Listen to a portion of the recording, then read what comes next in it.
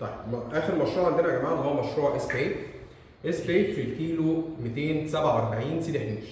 طيب ليه احنا اخترنا منطقه سيدي حنيش بالذات؟ منطقه سيدي حنيش من احسن 10 شواطئ على مستوى العالم. الميه عندنا هنا 7 درجات، الرمله عندي هنا الرمله اللي هي الناعمه، الرمله البيضاء.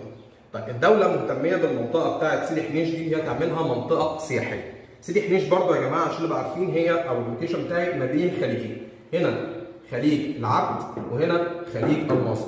انا في النص ما بين الماظة باي وسيلفر سنت، انا سور مع الماظة باي وسيلفر سنت. الدوله زي ما قلنا مهتميه بالمنطقه ديت تعملها منطقه سياحيه. يمكن كلنا سمعنا عن ديزني لاند اللي بتفكر الدوله تعملها في منطقه سيدي حنيش.